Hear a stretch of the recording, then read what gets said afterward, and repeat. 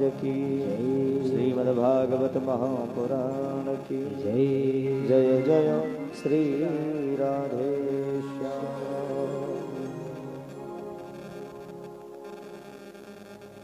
बड़ी ही मंगलमयी इच्छा आप सभी भक्त परम आदरणीय श्री व्यास जी के मुखार बिंदुओं से सुंदर से भगवान की चर्चा श्रवण कर रहे थे। आइए हमारा और आपका जो कुछ क्षण के लिए तार टूटा, इस तार को पुनः 2 बार भगवान नाम संकीर्तन से जोड़ते हैं और उसके बाद परमात्मा की मंगलमयी चर्चा हम सब श्रवण करेंगे। आज मेरे राम जी सरकार आने वाले हैं तो उनके पावन चरित्र को श्रवण करेंगे। आए 2 बार मेरे साथ में गुनगुनाएं। श्री राम जय राम जय जय राम। श्री राम जय राम जय जय राम। श्री राम जय राम जय जय राम। श्री राम जय राम जय जय राम। श्री राम जय राम जय जय राम। श्री राम जय राम जय जय राम। श्री राम जय राम जय जय राम। श्री राम जय राम जय जय राम। कौशल्या के प्यारे राम। कौशल्या के प्यारे राम। दशरथ राज दुलारे राम। दशरथ राज दुलारे राम। श्री राम जय राम जय जय राम।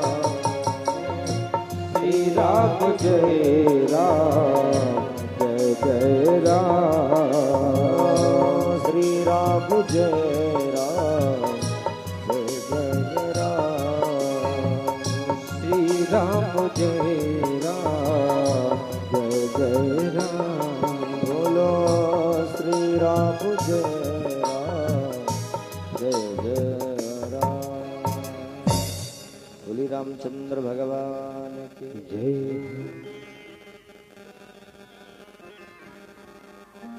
बहुत ही पावन सूर्य वंश का वर्णन आप लोग श्रवण कर रहे थे।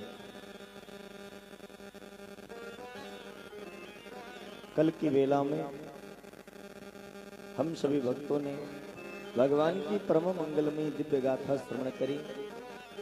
कल मंगलाचरण तक हम लोगों ने श्रवण किया। प्रातः स्मरणीय गोस्वामी तुलसीदास बाबा जी ने श्री रामचरितमानस में कितना सुंदर मंगलाचरण किया है। बहुत ही प्यारा मंगलाचरण किया है। मंगलाचरण करने के बाद में बड़ी ही मंगलमयी वंदना कर रहे हैं और सबसे पहले किसे प्रणाम करते हैं? बोले बंदम गुरु पद पद्म परागा। सुरुचि सुबास सरस अनुरागा। सबसे पहले गुरुदेव भगवान के चरणों में वंदन करते हैं, क्योंकि चाहे कोई भी कार्य करो, अगर गुरुदेव भगवान की कृपा नहीं होगी ना भैया, तो कुछ भी होने वाला नहीं है। मैंने बताया था कि चिंता मणिर्लोक सुखम सुरद्रोह स्वर्ग संपदा प्रयच्छति गुरु प्रीतो वैकुंठम योगी दुर्लभम। चिंतामणि मिल जाने से भौतिक सुख, लौकिक सुख की प्राप्ति हो सकती है। कल्प वृक्ष की मिल जाने से स्वर्ग की संपदा मिल सकती है। लेकिन जब तक गुरुदेव भगवान की कृपा नहीं होगी, तब तक भगवान के साक्षात्कार होने वाले नहीं है, कोई काम बनने वाला नहीं है। इसलिए पहले वंदना कर रहे हैं गुरुदेव भगवान के चरणों में। और उसके बाद कहते हैं, देखिए गोस्वामी जी की सबसे बड़ी विशेषता तो यही है कि उन्होंने किसी को नहीं छोड़ा, चाहे वो जितना नीच से नीच पशु भी क्यों न हो, चाहे दुष्ट हो चाहे संत हो। बंदऊ संत असज्जन चरणा, संतों के भी चरणों में प्रणाम कर रहे हैं और असंतों के भी चरणों में प्रणाम कर रहे हैं, दुष्टों के भी चरणों में प्रणाम कर रहे हैं, और जो अच्छे लोग हैं उनके भी चरणों में प्रणाम कर रहे हैं। सबको प्रणाम करते हैं। और बाबा पहले प्रणाम करते हैं, बोले बंदऊ प्रथम महीसुर चरना। महीसुर किसे कहते हैं? बोले मही माने पृथ्वी और सुर माने देवता। जो पृथ्वी के देवता हैं वो कौन है? बोले ब्राह्मण। पृथ्वी का देवता कौन है? बोले ब्राह्मण देवता। देवाधीनम जगत सर्वम मंत्राधीनाश्च देवता, ते मंत्रा ब्राह्मणाधीनम तस्मात् ब्राह्मण देवता। इसलिए ब्राह्मण देवता के चरणों में वंदन किया। और सबकी वंदना करने के बाद में अब हम लोग अपने चरित्र में प्रवेश करें, क्योंकि समय कम है और भगवान की कथा बड़ी आनंदित है। सब कुछ करने के बाद में भी गोस्वामी बाबा जी कहते हैं, देखिए भैया, जो मैं लिख रहा हूँ, जो मैंने राम जी के चरित्र की रचना करी, ये मैंने किसी की अंतःकरण की प्रसन्नता के लिए नहीं, किसी के मन की खुशी के लिए नहीं, किसी को प्रसन्न करने के लिए मैंने नहीं लिखा। ये जो मैं लिख रहा हूँ, जो राम चर्चा मैंने लिखी है, ये स्वांतः सुखाय तुलसी रघुनाथ गाथा, अपने सुख के लिए मैंने लिखा है। भाषा निबंध मति मंजुल मातनोती, भाषा बद्ध करब मैं सोई, मोरे मन प्रबोध जय हो। मैं अपने सुख के लिए लिख रहा हूँ। अगर आपको अच्छा लगे तो आप पढ़ना, श्रवण करना, ना अच्छा लगे तो बिल्कुल भी मत पढ़ना, लेकिन इसमें तर्क मत करना। क्योंकि बाबा कहते हैं, कवि न हो नहीं चतुर कहावो, मति अनुरूप राम गुण गाओ। मैं अपने मति के अनुसार भगवान की लीला का गान करने जा रहा हूँ। अब ध्यान दें जरा, श्री रामचरितमानस में कितने कल्पों की कथा आई है? श्री रामचरितमानस में कितने कल्पों की कथा प्रातः स्मरणीय गोस्वामी बाबा जी ने गाई है? 4 कल्पों की कथा आई है। पहले कल्प में प्रताप, भान और अरिमर्दन नाम के जो राजा हुए हैं, वो रावण और कुंभकर्ण ब्राह्मणों के श्राप के कारण।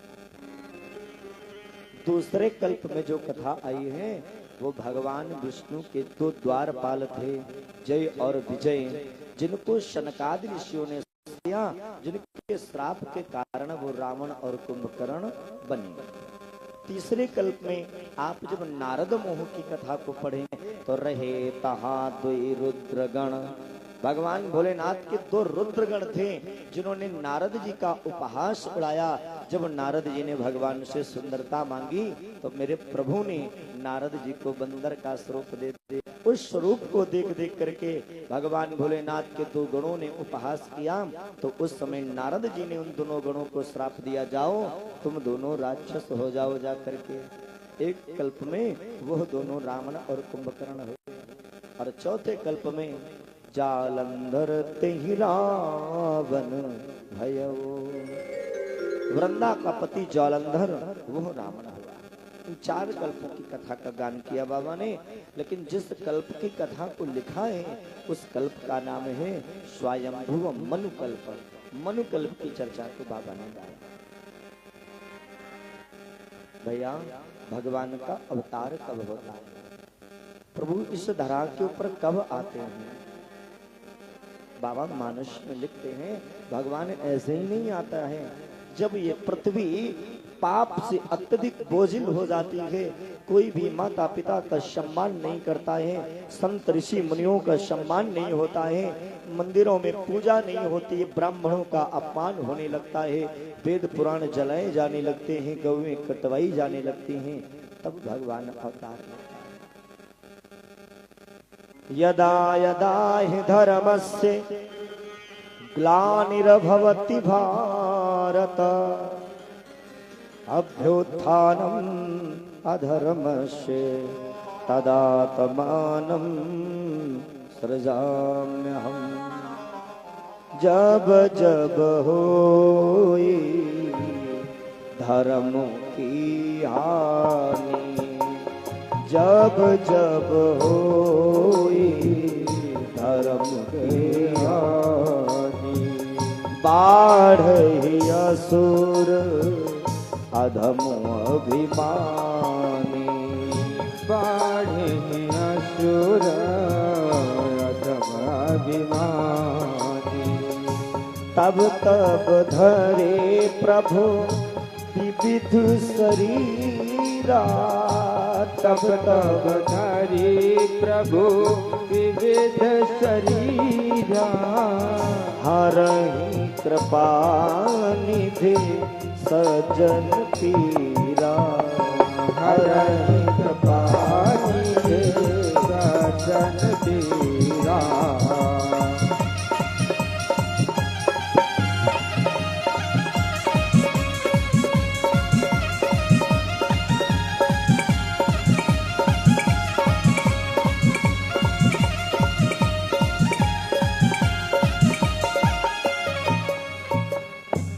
जब जब धर्म की हानि होती है, साधु संतों का अपमान होने लगता है, तब भगवान अवतार लेता है और अनेक अनेक रूप में अवतार लेता है। अत्याचार किसका बढ़ रहा है? बोले जो रावण और कुंभकर्ण हुए हैं, इन दोनों का बहुत बड़ा अत्याचार था। रावण किसका पुत्र है? रावण के पिता का नाम है विश्वेश्वरवा और इसकी माता का नाम है कैकसी।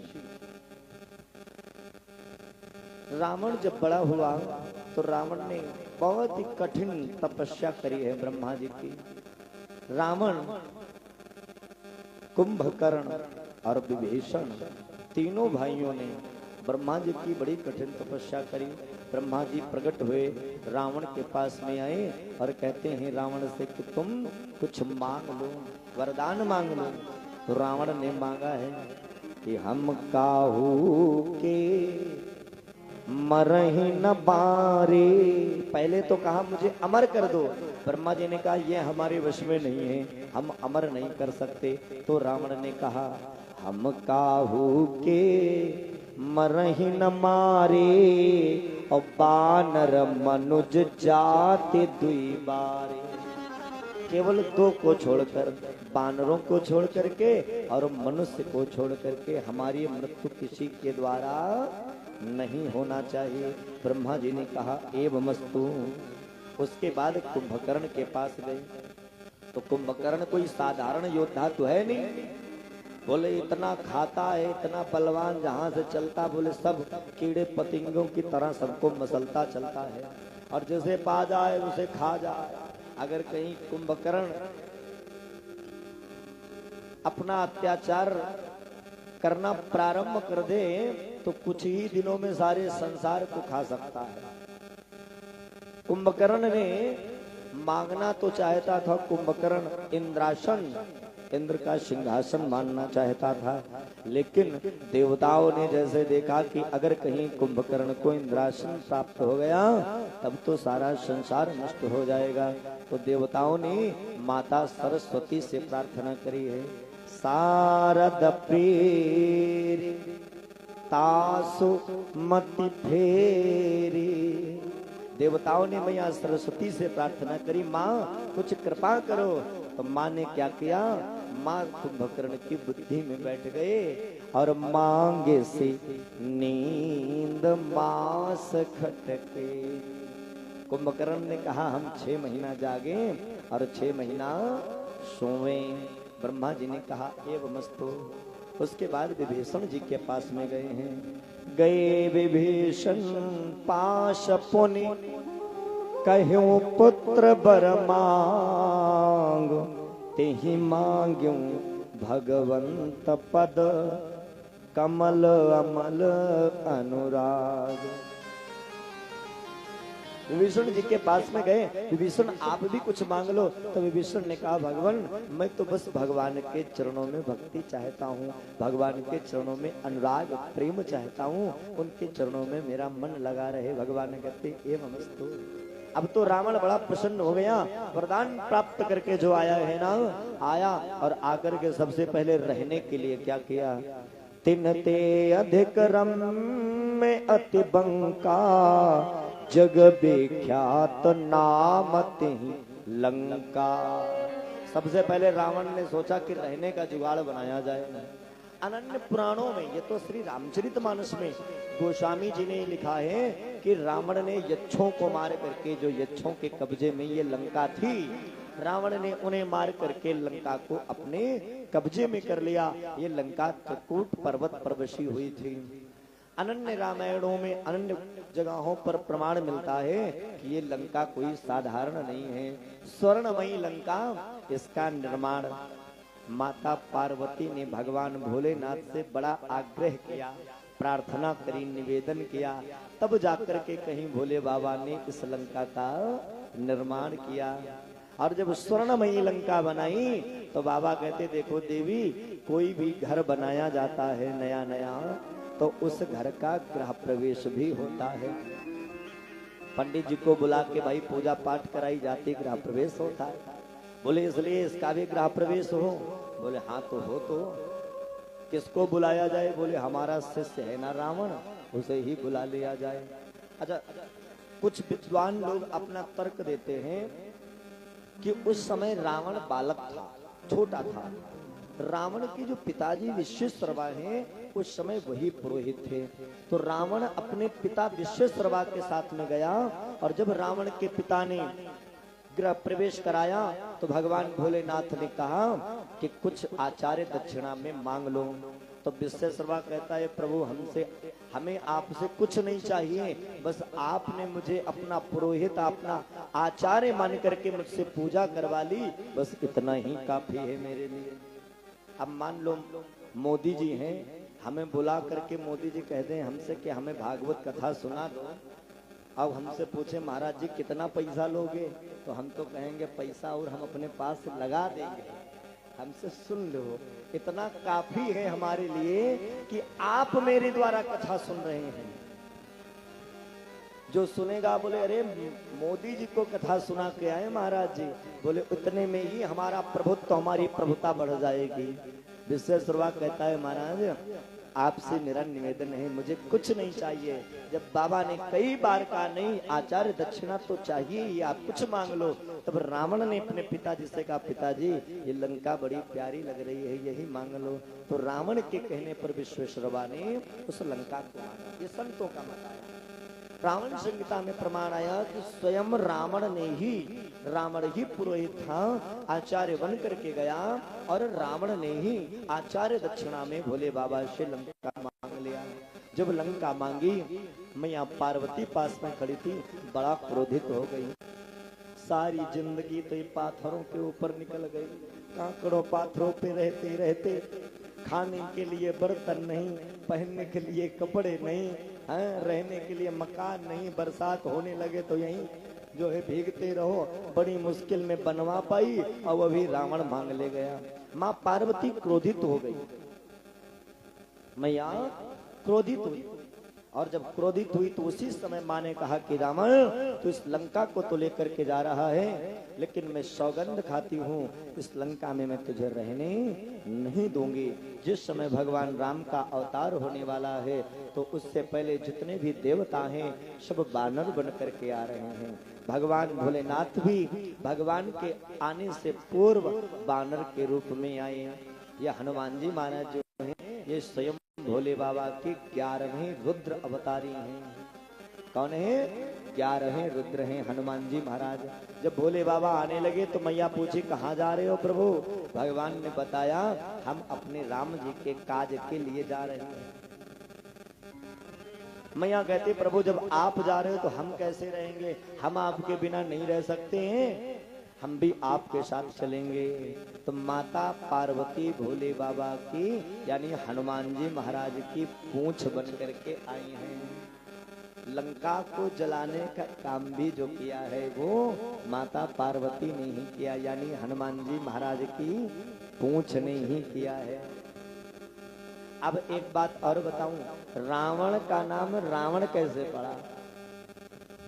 रावण का नाम रावण कैसे पड़ा? एक बार रावण बलशाली तो है ही, एक बार कौतुक में खेल खेल में अपने गुरुदेव भगवान भोलेनाथ के वहां गया कैलाश पर्वत पर, तो थोड़ा सोचा लाओ देखें अपनी भुजाओं में कितनी ताकत है।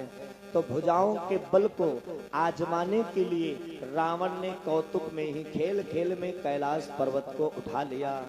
भोले बाबा ने देखा इतना दुष्ट कैलाश पर्वत उठा लिया, तो बाबा भोलेनाथ ने थोड़ा जोर लगाया और जोर लगा करके जैसे कैलाश पर्वत को दबाया तो रावण उसी कैलाश पर्वत के नीचे दब गया। दबा दबा रोने लगा। 1-2 वर्ष नहीं, बोले 1000 वर्ष तक रावण उस कैलाश पर्वत के नीचे दबा दबा रोता रहा।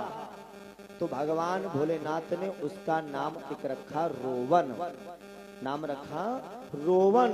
रोवन कहते कहते ये रावण हो गया है, इसका नाम ऐसे रावण हुआ। सुखदेव जी महाराज कहते हैं राजन इसने लंका को प्राप्त कर लिया, अब तो रहने के लिए भी घर हो गया, लेकिन चलने के लिए विमान अभी नहीं है। तो विमान कहाँ से लाए? आहा, चचेरे भाई साहब हैं। एक बार कुबेर पर धावा, एक बार कुबेर पर धावा, पुष्पक यानी जीती लई आवा, पुष्पक यानी जीती आवा, पुष्पक यानी जीती लई आवा, पुष्पक यानी जीती लई आवा। जो धन के कोषाध्यक्ष हैं श्री कुबेर जी भगवान, कुबेर के ऊपर रावण ने आक्रमण किया और आक्रमण करके कुबेर का पुष्पक विमान जीत लाया। अब तो बढ़िया पुष्पक विमान पर बैठने के लिए पुष्पक विमान भी हो गया रावण के पास में। सुखदेव जी महाराज कहते हैं राजन अब उसी दिन से रावण अपना अत्याचार बढ़ाने लगा है। रावण का ऐसा अत्याचार है, रावण के पास में ऐसी वैसी सेना नहीं। कुमुख अकंपन कुले सरद, भैया रावण के पास कैसे कैसे योद्धा हैं, बाबा मानस में लिख रहे हैं कि कुमुख अकंपन कुले सरद, धूम के तो अतिकाय, एक एक जग जीति सक ऐसे सुभट निकाय। रावण साधारण योद्धा नहीं, रावण के पास ऐसे ऐसे योद्धा हैं। कुमुख अकंपन कुल सरद धूम के तो अतिकाय, एक एक जग, जग माने संसार, एक एक संसार एक एक जग जीतने की क्षमता रखते एक एक योद्धा जो रावण के सेवक बने हैं। सुखदेव जी महाराज कहते हैं राजन एक दिन की बात, 10 मुख सभा बैठी एक बारा, देखी अमित आपन परिवारा, सुत समूह जनन परिजन नाती, गनई को पार निशाचर जाति। एक दिन रावण अपने दरबार में सभा में बैठा था, तो रावण ने अपने दरबार में अपने पुत्रों के नाती पुत्रों की तरफ, अपने परिवार की तरफ दृष्टि डाली, तो इतना बड़ा रावण का परिवार है, निशाचर जाति इतनी बड़ी है कि देख करके रावण को अभिमान हो गया, गिनती ही नहीं कर सकते इतना बड़ा परिवार है। गनई को पार निशाचर जाति, गिनती नहीं की जा सकती। रावण ने जब ये देखा तो रावण को अभिमान हो गया। सेन बिलो की सहज अभिमान